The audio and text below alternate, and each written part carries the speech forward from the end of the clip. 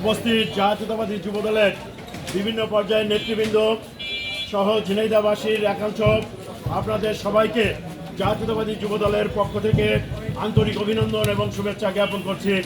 সম্মানিত উপস্থিতি, ইতিমধ্যে আপনারা লক্ষ্য করেছেন এই সরকার, নিশিরাতের সরকার, এক দফার সরকার আজকে রাষ্ট্রীয় ক্ষমতা আসার পর সমস্ত ক্ষেত্রে আজকে ব্যর্থতার পরিচয় দিয়েছে।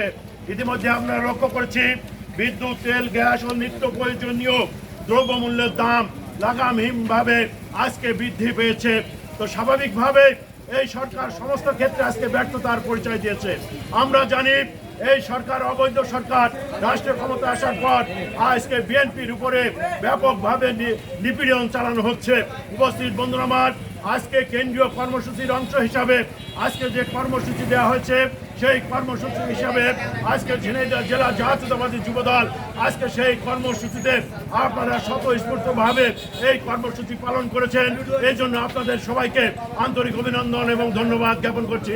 সাথে সাথে আগামী দিনে দেশ নেত্রী বেগম খালেদা জিয়ার মুক্তি, দেশ নায়ক তারেক রহমান যাতে বাংলাদেশে এসে এক দফা এসে আমাদের কাঁধে কাঁধ মিলিয়ে জাতীয়তাবাদী দলের হার ধরতে পারে, এই আশা এবং আহ্বান জানিয়ে সবাইকে আন্তরিক অভিনন্দন এবং ধন্যবাদ জ্ঞাপন করে আজকের কর্মসূচি এখানে সমাপ্তি ঘোষণা করছি। খুদা হাফেজ।